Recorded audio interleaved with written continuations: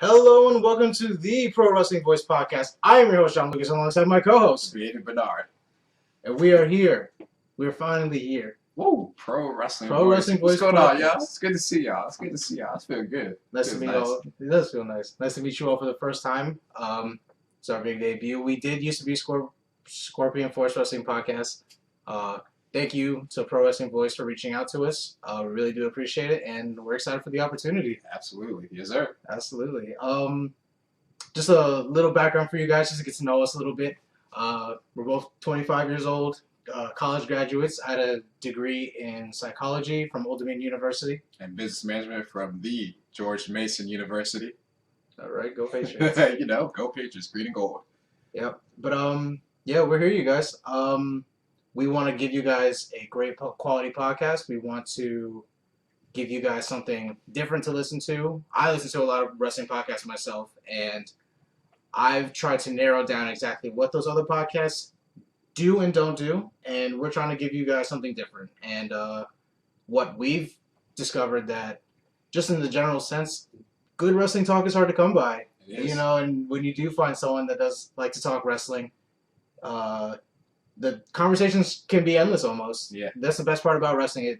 There's always something going on. There's always something to talk about, That's good what or you're bad. gonna get here. You're always gonna get something to talk about. Funny, entertaining, good or bad. You might agree with us, you might disagree with us, but that's what we want to do. We want to have a conversation with y'all. So this is what this is. That's definitely what this is. We are trying to be a conversational podcast. We want to be as natural as possible. And we'll be honest, there's not a lot that's scripted out. We're gonna follow a format. We're not gonna try to BS you. We're not gonna. And our tagline is, we won't throw the book at you, and we really do mean that. We're going to follow a format. We're going to do basic intros every time. Every week you're going to get a Raw recap, and if it's not a pay-per-view show, in which case we will do pay-per-view predictions when those come along. And every week we're going to have new segments. Yeah. This week we're going to have Match of the Week. That'll be towards the end of the show. But yeah, let's just a basic intro for us. We are Pro Wrestling Voice Podcast. For all your news, opinions, and articles, go ahead and check out ProWrestlingVoice.com. We are the generation that grew up in the Attitude Era. And this is our take on the business. Yes, sir. Danny, so how did you like Monday Night Raw this week? I liked it. I liked it. It was a good show. I really loved the opening, the contract signing between Lesnar, Reigns. I was happy they had a hot start to Raw, because with the somber. We know Daniel Bryan's retirement imminent is at the end of the show, and rightfully so, it needed to go last. And absolutely, I think when I checked, it was maybe 10:30, maybe 10:32 or so. Mm-hmm. They gave him 30 minutes uninterrupted time. Yeah, it was actually the show Raw ran over because I think it probably ended maybe 11:25 East Coast time, something like that. 11:30 almost. Yeah. I think it was probably about 11:30. Yeah, it ended East Coast time. It went on to the network actually. Yeah, and I saw that. And speaking of part of that celebration, did you see the Titus O'Neil and Vince McMahon thing? We gonna get to that because I have a latest SmackDown moment. If you're new to the show, well, there's gonna be random times where a latest SmackDown moment comes up. I had one against Bret Hart. That was dead. Get well soon, Bret. But there's going to be a later SmackDown moment on that because I got something to say about that. That's going to become one of you all's favorite segments is Vandy's lay in the SmackDown. I got something to say about that. We're going to get to that. Yeah, definitely. I can't wait. I like the show. I like Raw. Yeah, of course, the big thing out of the show was Daniel Bryan's retirement. I really love how they put it towards the end, and they really built it up throughout the entire show with the flashbacks of the great moments, the great matches, and Daniel Bryan's WWE career. And he probably had it was about a 6-year career, but just the amount that he accomplished in that time. It's 6 years in WWE. Yeah, 6 years in WWE, 16-year span of his career. And to all the other wrestlers, thank you for everything you do for the business. Absolutely. In Daniel Bryan's case, you can see there's a lot of wear and tear on your body. This is not an easy lifestyle. And for those that say it's fake, he had 5 concussions in his first... Three concussions in the first 5 months of wrestling. You think this is fake? You ain't see nothing. Yeah. You go through what these men and women go through for the amount of time that they do it. And we're talking about 365 days out of the year that they're doing this multiple times of the week, sometimes twice a day three times a day that they're doing this. They put a toll on their body just for the to entertain us. You ask an MMA fighter, an NFL player, they've gone on record to say the wrestler lifestyle is harder It's a because tough they life. don't have an off It's season. not easy In money. the NFL, you get hurt, you rest up, and you're back when the next season starts. But wrestling doesn't get an off season, Nope. and that's a luxury that these guys and gals don't get. So, from us to you, thank you for everything you do for the business. Absolutely. You do it because you love it, and we watch because we love it. Yeah. So, and I really don't even know what else to say. Just heartfelt gratitude. Thank Absolutely. you. But yeah, let's go ahead and dive right on into Raw. Yeah. Opening matchup: Dolph Ziggler versus Kevin Owens for the upteenth time. Usually when these things happen, when it's just two guys facing off each other week after week after week, it just gets boring. Yeah, I mean, it's. I mean, we've seen a countless amount of times where just two guys keep going at it. When they decided to have Ryback and Rusev go on for about a month, Lord knows why that happened. But I think we're all sick of. Nobody wanted to see that in the first place. Something different with this though between Ziggler and Owens. They're both good. They're both good. They have great I like chemistry in the Rusev, ring. but they're both good in ring, and the matches are a lot faster too. Like there's nothing against Ryback and there's nothing against Rusev. I actually like Rusev. It's just a slower match, and from what we're used to nowadays, and what we've seen the business for so long, we're used to something else. We're used to a faster paced match. We're used to a Shawn Michaels versus Bret Hart, or a Daniel Bryan versus CM Punk. Exactly. Whereas like King Kong Bundy and like Hulk Hogan, that would be Hammerlock. Oh, no one's trying to see that. Too slow. Yeah. And it's different time. A whole different time. Oh yeah, I'm glad we grew up in the time that we did. Oh, yeah. No offense to them, but I'm glad we grew up in the time No, we we did. definitely grew up at the best time to be a wrestling fan. Exactly. Because we grew up as kids, the curtain wasn't pulled back for us. The Stone Cold coming out was the coolest thing conceivable. Once that glass shatters, then place erupts, the crowd arena erupts. It's great. But I like the Ziggler Owens match, even though it's something repetitive and some of it's been the same thing over and over again.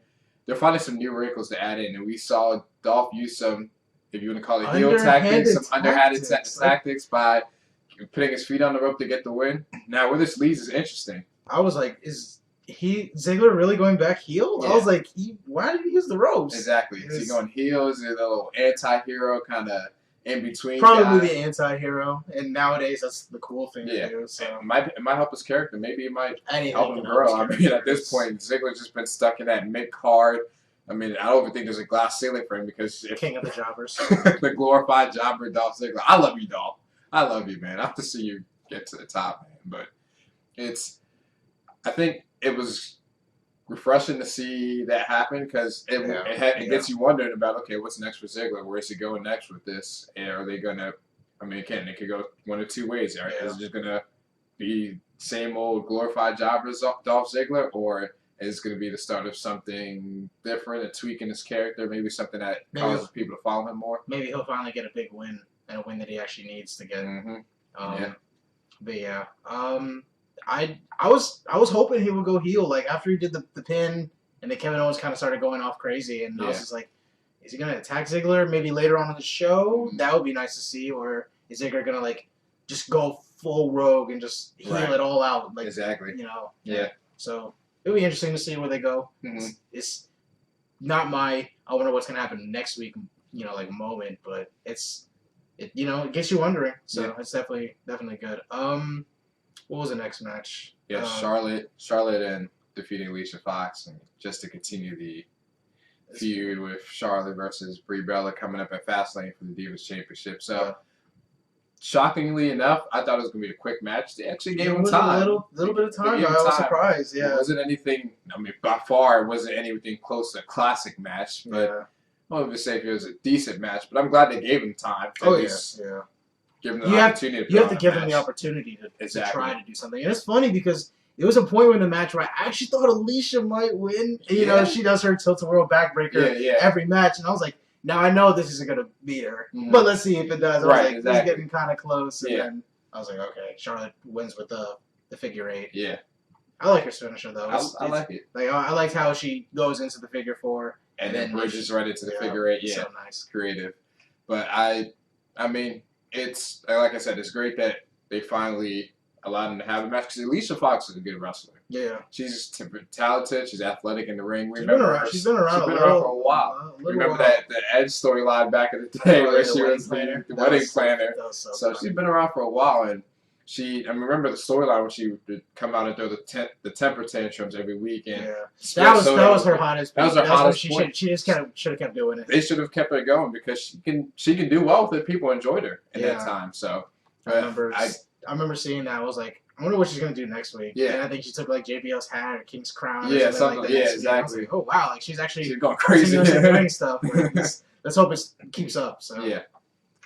So and then next you had Bray Wyatt versus Ryback. I mean, pretty much I think everybody expected Bray Wyatt to win. I mean, before we get that, Ryback had his new look. Oh yeah, Goldberg. The Goldberg look. Now he's really Goldberg. And sure enough, during Raw, there was a Goldberg chant. So Ryback was trying to get away from the Goldberg chants. He didn't help himself by wearing Goldberg tights and looking straight like Goldberg. You know the funny thing is, it's like I'd rather hear like, oh yeah, he's just like Goldberg, as opposed to like, yeah, he's Goldberg and RVD, or he's like Goldberg that stole RVD's tights. You know, like. So it's funny. I've always wondered why he didn't go with like a traditional look. You know, it's like this dude looks massive. You know, like I hear jokes and stuff. It's like, if I look like that, you'd see me in a yellow banana hammock. I'm just like, I mean, he's jacked, man. Yeah, he's a jacked dude. But it was, I mean, we expected Bray Wyatt to win. Bray Wyatt won, and the Wyatt family continued their dominance, taking out Ryback and beating him down after the match. So gotta look strong going into Fastlane. It's Fastlane, exactly. So is Bray Wyatt? Does he have a match yet for Fastlane? Not yet. He'll probably fight Ryback then. They'll probably continue it. A little filler feud in between. Yeah, I can see that happening. Yeah, they'll probably like announce it on SmackDown because I think Bray Wyatt pretty much exclusively fights on SmackDown. He does have an occasional Raw match, which I do like. Yeah, he really doesn't fight on Raw, which is good. Like I think it's nice to keep him exclusive to SmackDown. It gives people a reason to watch SmackDown, and that means Mauro Ranallo gets to keep calling his matches, which is great because he is an amazing commentator. He instantly improves the product on SmackDown. I've watched SmackDown because he's commentating. Oh yeah, absolutely. Maybe he might need to head over to Raw right now. Yeah, training him up on SmackDown next year. Michael Cole's going. Hey, that'd be something. Might need it. Who knows? I heard Michael Cole was the one that reached out to him to bring him in. So that'd be nice to see, like, if maybe he's grooming him to take over for him. Yeah. I mean, I know Michael Cole gets a lot of heat, and I mean, part of it is Vince buzzing in his ear when saying, I mean, he does that with every announcer, but you know, we can't compare Michael Cole to JR because he's not JR. And it's a different product, as JR like to say. Yeah, exactly. Different product, different time. And I mean, Cole does his thing.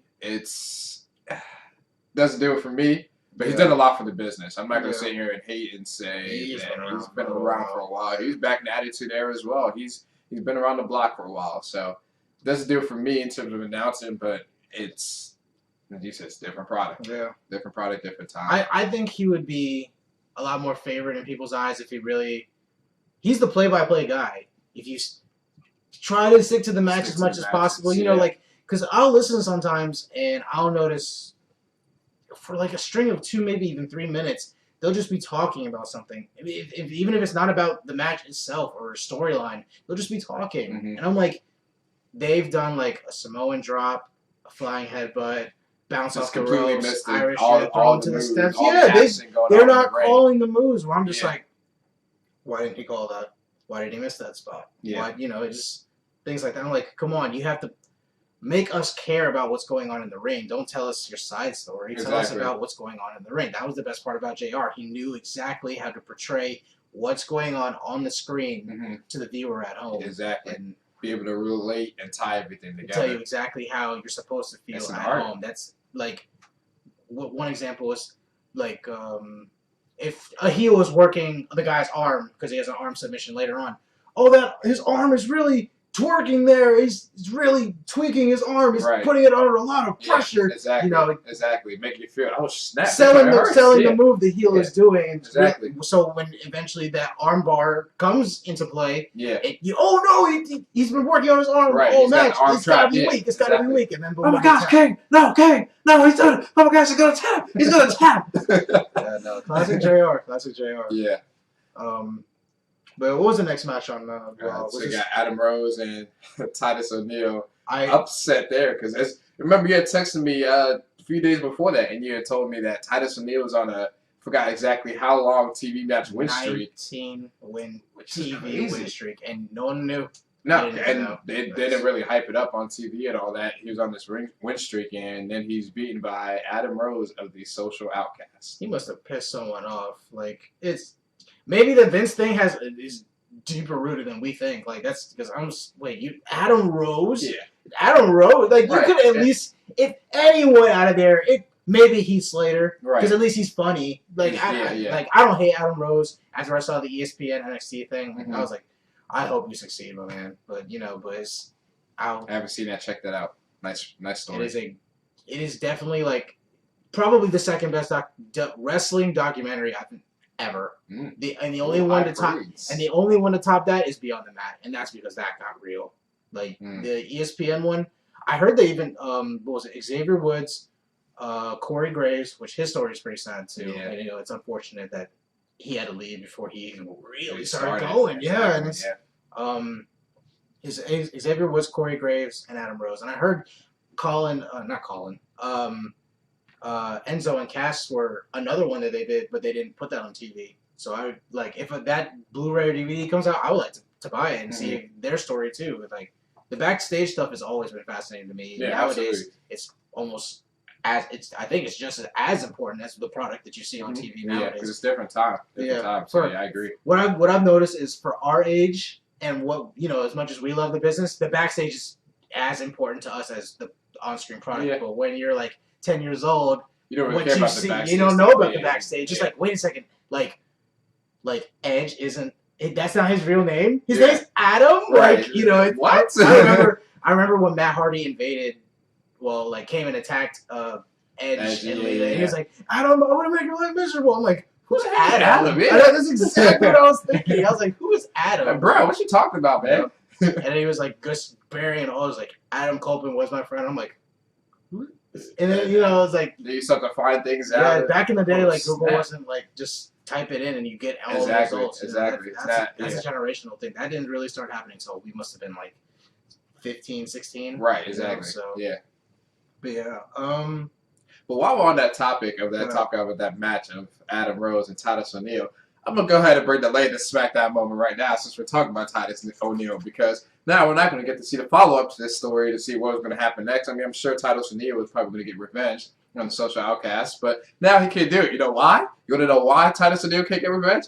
I'll tell you why. Because he's suspended. It was a 90-day suspension, and now he's suspended for 60 days. Yep, it equates to 2 months. You want to know why he's suspended for 60 days? I'll tell you why. Well, if you're catching the broadcast at the end of Raw, Daniel Bryan retirement segment, towards the end, it's the last few seconds before Raw goes off the air, and you can see Vince McMahon grab, or Titus O'Neil grab Vince McMahon, playfully. He has a smile on his face, and Vince turns around. What's going on? Yeah, Vince turns around. You can't really see Vince's face or I reaction. heard he was laughing. Yeah, and then Raw goes off the air. Now, apparently, I didn't think of anything of it, and then reports start to circulate that Titus O'Neil suspended for 90 days. That's the original suspension, and I guess WWE had a kind heart and decided to suspend him for 60 days instead. Okay, all right, I'm gonna get to that in a second. But yeah, so he's suspended. So I was just reading an article beforehand that said reportedly that Titus O'Neil told management, I guess, when they asked him about the situation, he reportedly told them that he was playfully joking with Vince, and he grabbed him to say "ladies first," as to let Stephanie McMahon go first, and that's why he grabbed Vince. But of course, Vince didn't find it funny, didn't find it humorous at all, and suspended him for 60 days. And Vince said that he doesn't want superstars. The other report was that he felt people are fooling around too much, and he wants people to take it seriously. Okay, it's a professional environment. Get it. That's your business. It's your brand. He's the boss. He's the head guy. You don't want to necessarily be tugging your boss on national TV. We know Vince likes to stay to the script. Yeah. Okay, fine. 2 months? Titus O'Neil's missing WrestleMania because of this. I know. He's gonna miss. It hurts me. Like, I get it that he wants everyone to remain professional, but as much work as he's done outside of the business, charity work and all that, man. You gotta at least let him get that WrestleMania check. It's a shame. It really bothers me. Like, I hope it's lifted. Let him work WrestleMania if anything. And if you want to keep him out, release him, whatever you want to do, that's your prerogative. But you gotta let him work. The guy does for the company as I said, he probably does besides behind Cena, he does the most charity work. Yeah, definitely. Because when Cena was out with his injury, or filming for his reality show in October when it was Breast Cancer Awareness Month, you just usually Cena's spot that they have filling in terms of doing the announcements and the promoting the Susan G. Komen event. They had Titus O'Neil do it. That just shows you how big he is in terms of what WWE thinks of him in terms of charity work. And then you're going to suspend him for 60 days. Now, again, I'm not, professionalism, all that, okay, 60 days. Okay, you could have made an example, say, okay, we're going to suspend you for, let's say, 2 weeks, or maybe, through the month of February. At least, that he'll be back for March. It's probably, through the month of February, it'll be about a 3-week suspension. He'll be back for the WrestleMania build. Yeah. You can suspend him throughout the whole WrestleMania build. Take my man's check.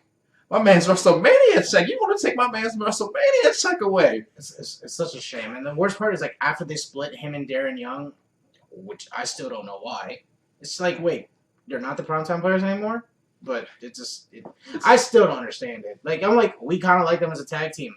Let them be a tag team. Exactly. It's just like, oh no, it's time to split them up again because there's no real reason. Are you going to push Titus? Because, if you're going to, obviously, if he had what you said, 19-match winning streak, and you made no mention of it on TV, obviously you didn't really care too much to push him.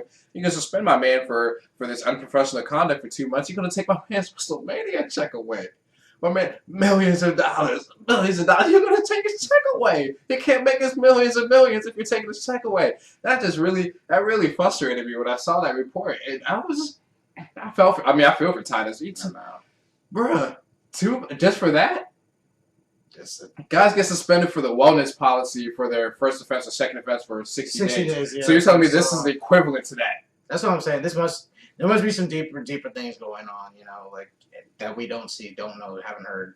So that's my take on it, because it really is a shame, It I like Titus Young. I've been vocal about it. Like, I think he's great. I think he should have gotten a big push years ago. Yeah. And like when they were doing that Slater Gate or stuff, I'm like, it was wasting away. Like it's kind of funny because Heath Slater is kind of funny, but it's nah. You should have pushed him. He should have had like the IC title or the US title. I think that he could have done well with the US title. It's like, you want to fight that dude? You want to legit fight him? No, you don't. No. Yeah. They do.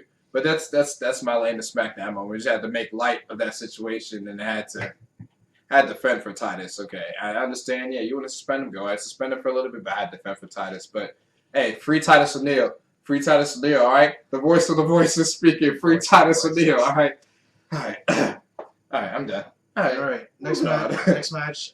League of Nations taking on the Lucha Dragons. Yeah, Sin Cara return. Finally seeing somebody off that long injury list come back. So just brought down just a little bit. Just a little bit. It's scary almost. Like, with it is, man. It's just like, man, like, I just hope everyone can heal up right. I hope so, man. And especially with everything that happened with Daniel Bryan, it was just like, now you see why you need to heal up.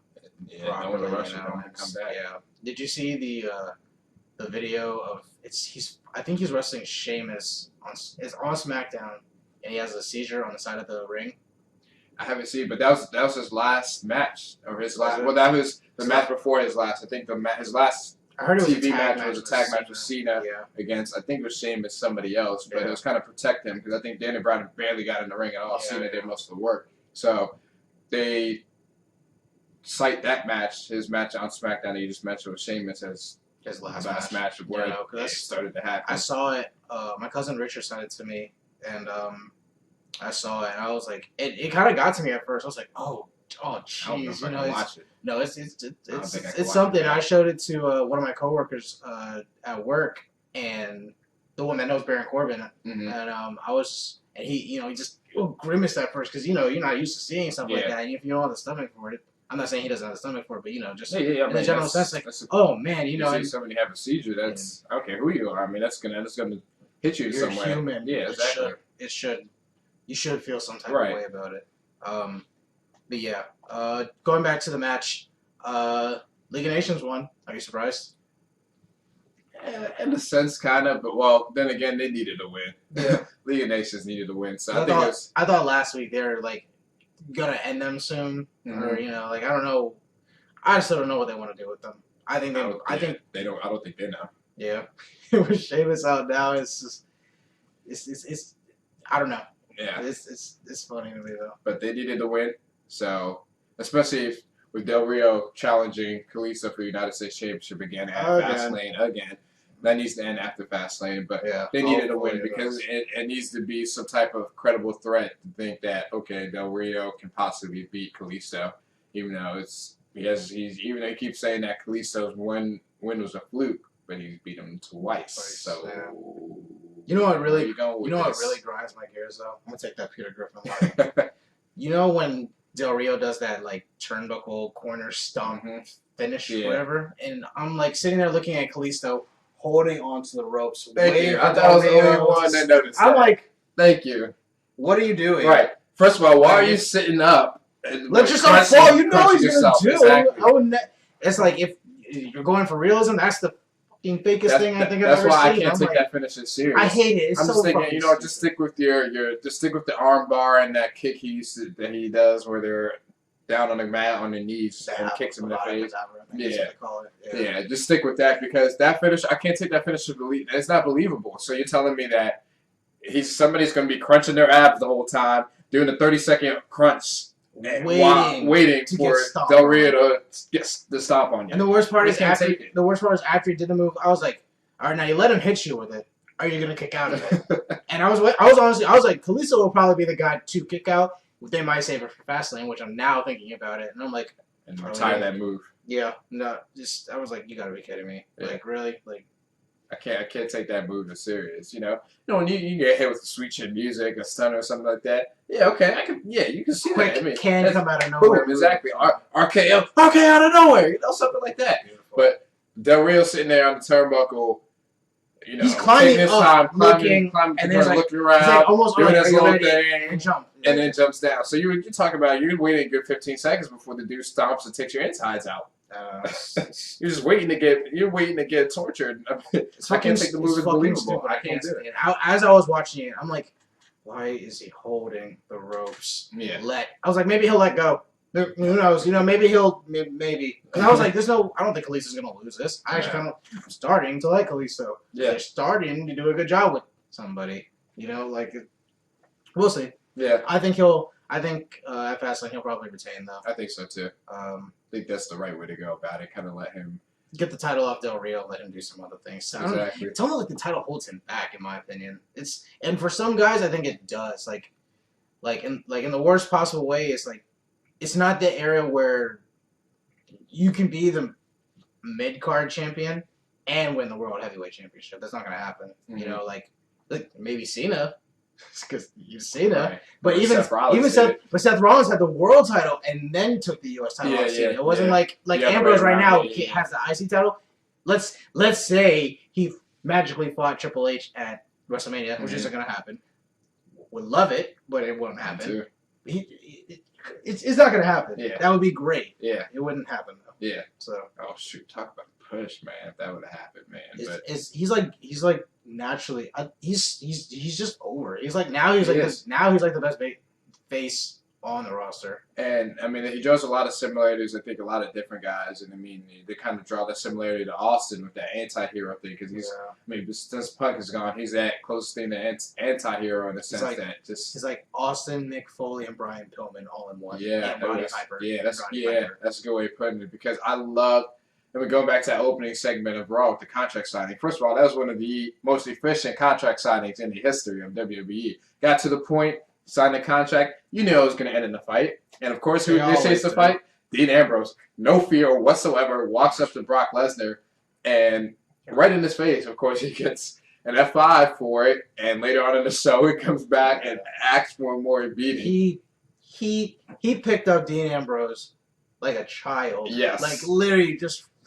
And I saw the air like over like when Ambrose is like about to land on his shoulders. I'm like, Man, it's scary. Brock Lesnar is scary strong. I love it. It's scary. And then he picked up a table and threw it at Roman. He just threw it at him. Like it's a piece of plywood. Just throwing it, man. I loved it. It was great. But that whole segment was great. And again, when Ambrose came back and challenged Brock, and Brock just kept beating him down, Ambrose kept getting up. It was great because the fans got behind Ambrose more because they're looking at this dude. Okay, this dude is a lunatic. He is crazy, and Brock still maintains his beast status because Brock did not hold back. Yeah, I really like it too because Reigns came in and distracted Lesnar for Ambrose to get the low blow on Lesnar, which needs to stop happening. like I'm sure Sable's upset about that. You know, what I imagine might happen is he'll probably like someone will go for a low blow and he's just gonna stand there and he'll like take the cup out that he's wearing or something because he needs to start wearing one. Everybody to take down Brock Lesnar, everybody's go for the low blow. It's like the only way to knock the beast off his feet. Right, is to go for the one hit him low. The one weak spot of all man, like it's the fall of man. Fall of man. Fall of Ascension. That's another story for another day. Oh, no. But I love that segment, and it's kind of strange that this triple threat match is more so focusing on Lesnar and Ambrose. You in a sense kind of forget that Roman Reigns is there. I mean, I sometimes forget that it's a triple threat match, which I'm perfectly fine with, but I forget that it's a triple threat, and you think it's between Ambrose and Lesnar. And I know we've made our WrestleMania prediction. Of course, we'll have our WrestleMania predictions coming up again soon after Fastlane. Yeah. But I would love to see a Lesnar Ambrose feud, man. Yeah. What they're doing between this Fastlane feud, I would love to see a feud going into for the weeks of promos between Ambrose and Heyman, and then the match between Ambrose and Lesnar. I think they'll bring out the best in both of them. I think Ambrose doesn't even have to win that match, but if he can, let's say, take Lesnar to the limit, almost beat Lesnar, it would be something. Yeah. So I'd love to see that. But great job by Reigns and especially Lesnar and Ambrose throughout Raw, throughout the entire night. Yeah. Pushing that match. We can't wait to see that. What match. I liked, and I like Roman. Yeah. But same. The night was like it was focused on Ambrose getting back to Brock Lesnar, and it's like every backstage cut, I was like, this is good. Like just let's see where it unfolds now. You know, it's almost like they're taking the spotlight off of Roman because he either has bigger things going on or they want to really emphasize what they have with Brock and Ambrose. Yeah. It's growing. It's great. Like you were saying, I was like, and last week Ambrose got the best promo he has in WWE on Lesnar. I was just like, man, I was like, oh man, like, all right, WWE, run and roll with it. Like the guys, when they know they have something, I think they know when to roll with it. I hope so. You know? It took a while to get on that D. Bryan train, but they eventually got on. You know, and the worst part is I love Daniel Bryan, but it's part of me wonders if because of all the previous medical history stuff.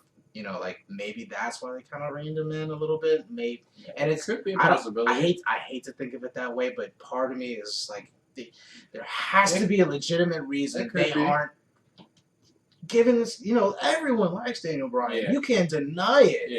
Yeah. You hear the cheers, you hear the chants. I don't know if it equated and he wasn't selling merch or whatever it was, but it's.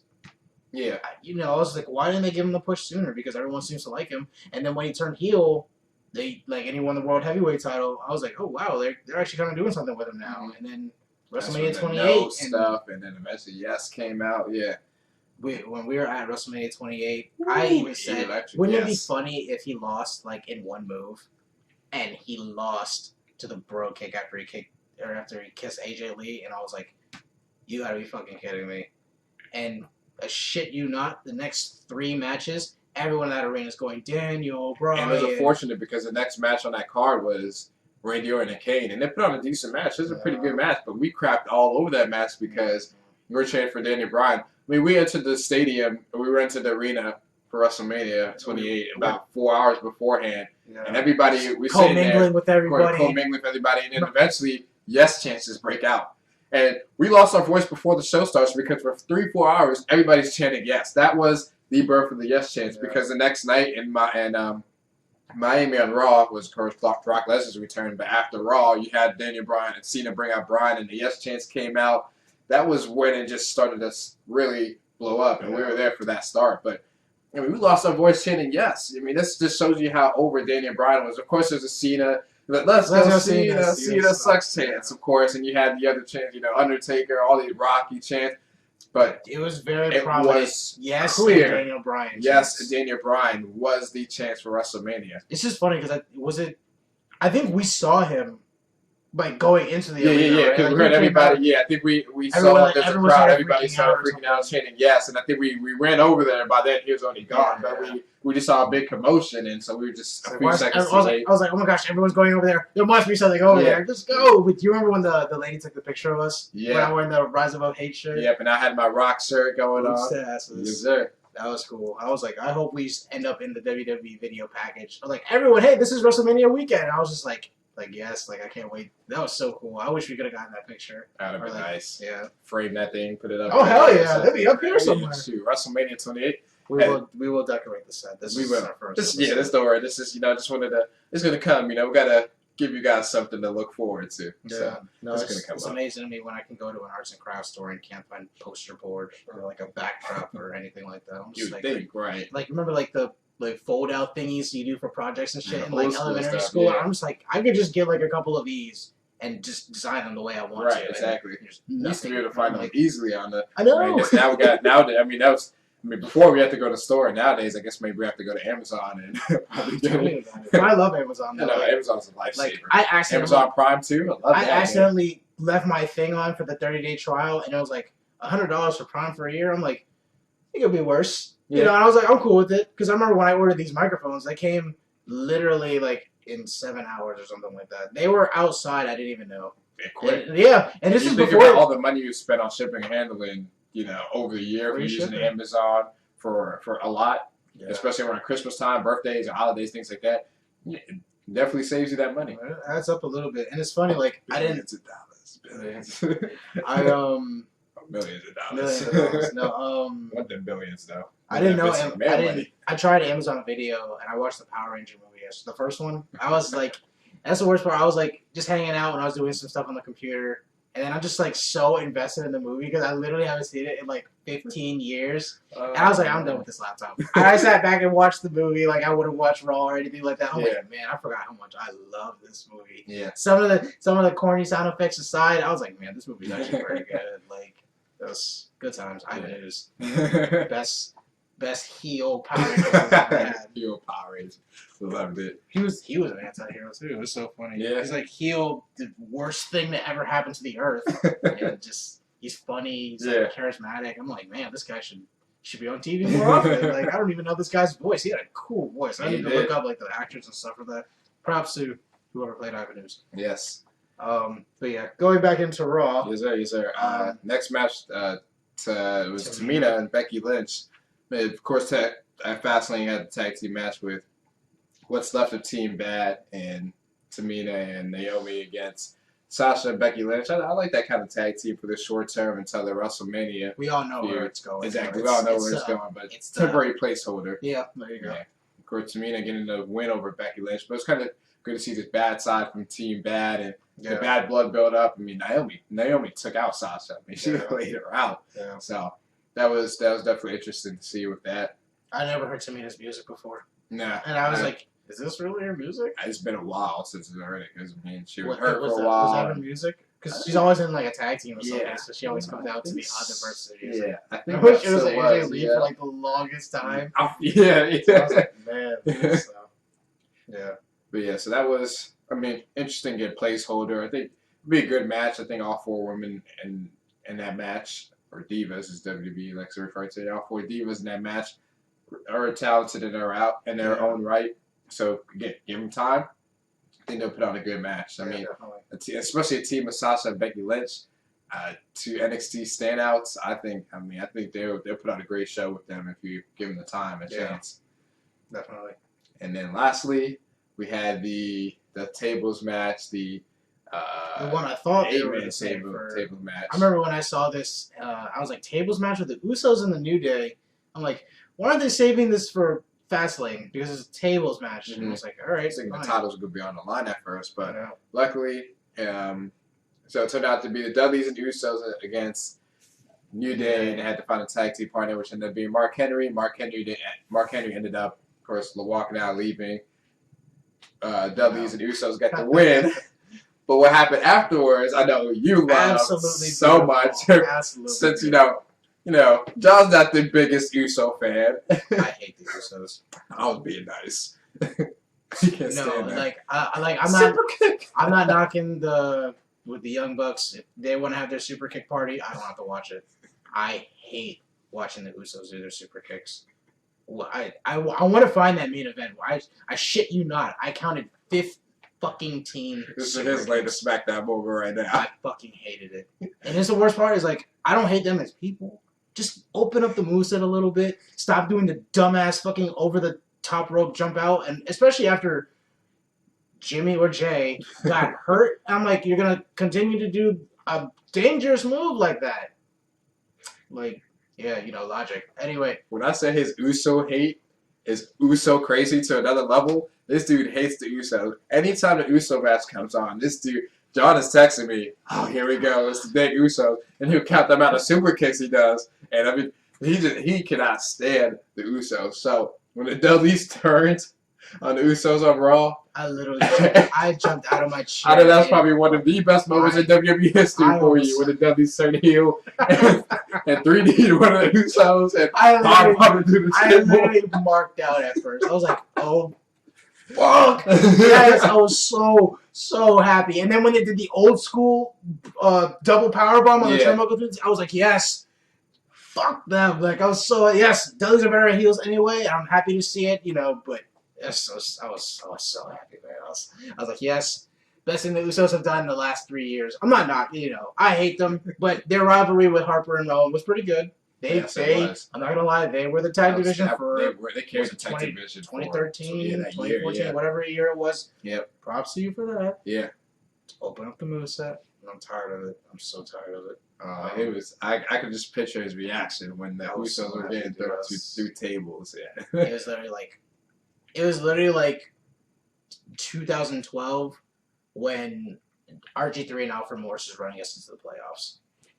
Yeah, that long ago. That's how happy it was. I was just like, yes, we're finally going back to the playoffs when RG3 was good and didn't get hurt all the time. But yeah.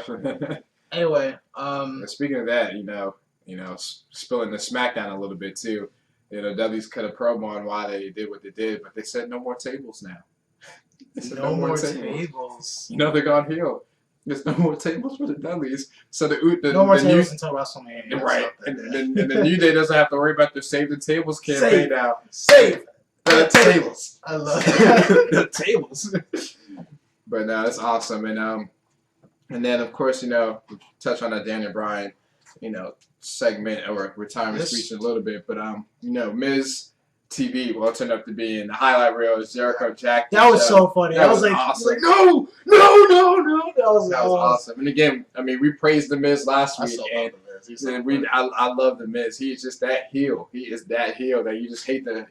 And it goes up, your mouth goes shut. And he just knows how to get the crowd. It was a funny segment. I love that segment between them. And it was funny, and then it turned serious when Miz started to talk about Jericho not beating beat Styles. Yeah. Where Styles come out, they beat up the Miz, and SmackDown going to SmackDown, not spoiler because it's kind of, but going into SmackDown, Jericho and Styles had their match. Then the Social Outcasts came out and interrupted the match, so they faced Adam Rose and I think it was Curtis Axel. Of course, Jericho and Styles won. Yeah. And then they had their one-on-one match at the end of the show. It was pretty much a Jericho and Styles focused show. Good. And Jericho won it clean with the code breaker. Against AJ Styles? AJ Styles, which I was shocked about. Wow. I kind of expected Styles to win against the main event. Okay. I expected Styles to win. Yeah. But if Jericho won, I would expect maybe a type of roll-up. Yeah. And Styles won the first time, so that way you kind of use it as a third. This is where Jericho should have did the Dolph Ziggler body on the ropes. Go. Exactly, because it looks like that Jericho's going to be turning heel as a result of this, anyways. But with Jericho getting the win, I think we'll see a third match at Fastlane. Yeah. And I'd love to if it was a 2 out of 3 falls match or something along the lines of that. But different stipulations for each of the falls. Yes. Because it's always going to go 1-1. There's no reason to do 2 out of 3 falls with only 2 falls. Exactly. Yeah. Exactly. So that was a little SmackDown recap, but onto the sad day in wrestling. Man, Daniel Bryan, the American Dragon, 16-year career. Yes. It was emotional. It touched me, man. It was If you're a wrestling fan and you get attached to the wrestlers, to superstars, definitely. especially over the years, and you especially when you feel that emotion, you know that they hit you as a character. They've developed themselves as a character, and I mean, if I teared up when Edge had to retire. In the same way with Daniel Bryan, Oh yeah. you feel it, and if you don't feel it, I mean, Are you just you're cynical? not human. I can't. Just, We need to have a talk. You need to have yourself checked, because if you watch that and you didn't feel the emotion and the passion coming out of Daniel Bryan during that segment, it was real. he got to live every wrestling fan's dream. Yeah. He got to do exactly what he loved. He didn't do it for the fame, the fortune, any of that. Nope. He loves wrestling. Yeah. And that's all he's ever wanted to do. You can see that being taken away from him, how much that hurt. Yeah. No, it's when when you hear other guys talk about when you have to leave the business before you're ready, it hurts. It hurts. It sucks because it sucks for them. They don't get to do something they love to do anymore. Yeah. And we don't get to see them anymore. Do what they love to do, exactly. And it was just great seeing him just have that uninterrupted time, and then seeing his wife Brie celebrate with them. And It was so cool family. because when she started coming down, I was like, all right, is she gonna get in? And then she kissed him. I was like, this is the Macho Man Miss Elizabeth of this era. And I was like, yeah. And then everyone started cheering. I was like, there we go. Yeah. There's the And happy you ending. see the whole roster come out Yeah. and celebrate with them, with the continuation on the network. I mean, it was great. It And was. the promo, in his retirement speech, just opened up about everything. I wouldn't have changed a single thing I about would it. have changed it. Yep. And I mean, it was great. It was funny. The funny segments he Yeah, had. that was so the elephant in the room. I didn't want to cut my beard. Yeah, I know. That was fun. I was like, all right, that's cool. He still has that sense of humor, and then when he was talking about wanting to have a family, wanting to have kids, and now we're going, yes. Yes, And he yes. said, "That's what Bree says." That's what she said. I mean, he got a "That's what she said" chant out of it. And I hope that continues. That's that awesome. It has to continue. Yeah. Like, Yeah, and I hope Like- we still see the yes chants continue he would throughout. have, if that continues, he would have effectively created 3 great chants. Right, That right, was so yes, good. no, and that's what she said. I mean, So, it's it was unexpected for me too. Yeah, I I was started not expecting laughing. that, I was yeah. like, yes, that is so good. yeah, awesome retirement speech, and they had the highs and lows, the emotions, the funny moments, and of course the somber moments. But we want to thank you from Pro Wrestling Voice, Daniel Bryan, for everything you've done, especially in your 16-year career and your 6-year WWE career. Again, as we mentioned earlier in the show, everything that he was able to accomplish in such a short time. Team Hell No, Oh my gosh. Money in the Bank winner, winning the Intercontinental Championship, United States Championship, Tag Team Championships, the World Heavyweight Championship, the WWE World Heavyweight Championship, main eventing WrestleMania, opening the show and closing the show. Some people spend their whole career and never get moments like that. He did it in 6 years. Yeah. So, yeah, we could probably say what if. There's many matches we wanted to see Daniel Bryan have, and many moments we wanted to see him have and see him be able to do. But to think about it, he gave us 6 great years, and Sure did. it's a wonderful, amazing 6-year Hall of Fame worthy Career. run. Yeah. No, I was thinking about that today because Edge's retirement came the Raw after Mania. And I was like, does this mean Daniel Bryan may get the nod for the Hall of Fame this year? Maybe next year, 2 years after that? Because I was like, Sting is the headliner this year. Daniel Yeah. Bryan's definitely a headliner. I can see maybe using it next year because as they did with Edge when Edge announced his retirement the next year, they use him as the headliner. Unless they decide Rock goes in next year, maybe save Daniel Bryan for another I year. think Taker might go in next year.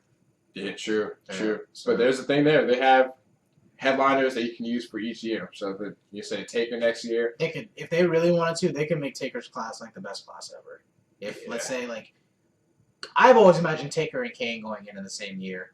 could happen. I mean, Kane's kind of more of a part-time wrestler now. Yeah, That could happen. He could be winding down. I imagine maybe Taker and Kane. Everyone wants Big Show to retire. I don't hate the Big Show anymore. I do respect what he's done. No, with of the course. business. He's done a lot. He's done a lot. And with his size and everything, seeing the stuff he used to do, where his WCW stuff, where he was the Giant, Mhm. where you can watch on the WWE Network for only $9.99. That dude is athletic. I'll see him do drop kicks. I think I saw him do a moonsault one time. Look And I was so like, big, man. Big Show just did a moonsault, and Move for and a then big man. and then going for strength. I saw Goldberg jackhammer Big Show, and I was like, "You what? Huh? Right. Dude, like that's monstrous strength, man." And I'm yeah, like, man. so, and he's had a pretty long tenure career too. Yes, he has. Been champion a couple of times. He was the first guy to beat Brock, I believe. Yeah. Like think him he and was, Sturgill. yeah. You know, Yeah. but I still remember when Lesnar picked him up for the F5 like the very first time. It was just like, oh my gosh, he got him up. Like it was just like, there's no way he can pick up the Big Show. He's 500 pounds, you know, and he got him up, and it was just like, oh my gosh. Yeah, he's the world's largest athlete. Yeah, and he's large, and he is he's an built athlete. that way. He can move, man. They mean it. But going back to continuing on Big Show, he could go in that year. I'm not gonna call a diva token or we have to put a diva in because I think Victoria needs to go in. I agree. I love I Victoria. agree. I agree. I think her time's definitely coming soon. But yeah, I agree. Victoria. Who else? Maybe a tag team. Who's a good tag team that could go in? Tag team hasn't been inducted. Rock and Roll Express or Midnight Express. I know I've heard a lot of the older. I think it's some of the older tag teams that haven't been in. I think it would be good to give them a nod. The Freebirds, they needed to go in. Yeah, I'm pretty sure they're going in Dallas when they were famous in Texas. I think it's pretty much a lock. Yeah, I guarantee that's happening. Yeah, once I saw the possible leak, and I was like, oh, the Freebirds are on it. Good. You know, they needed to be on it. Yeah. But yeah, they could really show up on the next year's Hall of Fame. Yeah. I was thinking this in the car. Who inducts Daniel Bryan? My first thought was Shawn Michaels because he was his teacher. Yeah. And then I thought maybe Kane because he did have him and Kane have a close relationship. Yeah, he on screen and off screen. Yeah. He mentioned it Kane too. he mentioned the few guys that he mentioned. He mentioned Kane. Yeah. Which I wasn't shocked by because I knew they had a relationship that was close, but yeah, it just shows you how close they were. And then William Regal was the other one. Oh, yeah. I think so. Either one of those could induct them. I think Regal could because I think Regal's I would if to them out of everyone I've previously named, I would probably give the nod to Regal. Yeah. Because I haven't seen him do a Hall of Fame induction speech I yet. love that. And yeah. Yes, definitely. But I think they'll probably give it to Kane because in WWE history, Kane has more name power than William Regal. Yeah. So I think they'll probably go with Kane. But I'd love to see Regal because, Regal's one of those underrated guys in the history of wrestling. So much behind the scenes. He should have been a world champion in the WWE, in my opinion, at least once. Even if he had the title for a month. I feel he should have got the title. Kane had it for one night. Yeah, exactly. Exactly. But yeah, I think one of those two would definitely be the ones, unless they want to go with his wife. Well, I thought about Brie, but I don't. I'll say just let her enjoy the moment with her. Yeah. Don't have her do the induction. So I'll say it'd be one of those two. Going back to Brie, do you think this is her last ride too? Like this fast? I can see it. I can see hers coming in end too, because you think about it again. If she wants to start a family, and they want to start a family. About it, I think it's time to. They can still be a part of the WWE in a certain way, but I think it's probably time. And Nikki has her injury now, and hopefully she will come back. But it's a serious neck injury, but she's going to be out for some time. So who knows if she might come back as well. Maybe she wants to start a family as well. I think she wants to do real acting. I think they both wanted to do real acting for a little while. So this might give them an opportunity. It'd be sad to see him go because they've been a staple in WWE for. Nikki in the last year and some change has definitely really been improved. Great. Yeah, yes. She's other than Sasha Banks, Nikki's probably my favorite diva, and I know people hate me for it, but I'm like, she's good and she's hot. Can't take that away from her. She's definitely improved in the ring. She's definitely done a lot for the Divas division during that time before the NXT call-ups came up. So I definitely give her credit for, in a sense, changing the game. She's been there for a while too. Mm-hmm. So, where are we going?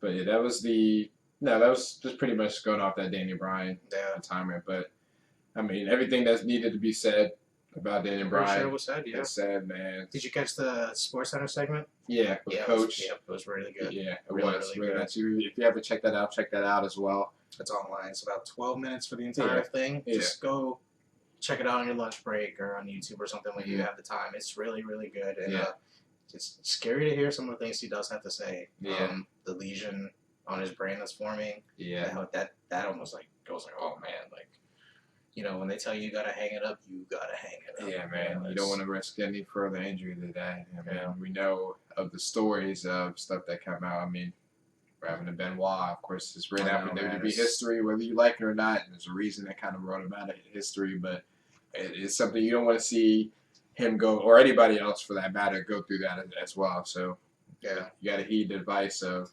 medical reports and doctors. Safety first, no Absolutely. matter what. Absolutely. Safety of the athletes should always be the number one priority, Yeah. regardless of the situation. Yeah. Then not to keep remaining somber, but you know we can go on to a new topic. This is our match of the week segment. This won't always be your typical high-profile matches. Mhm.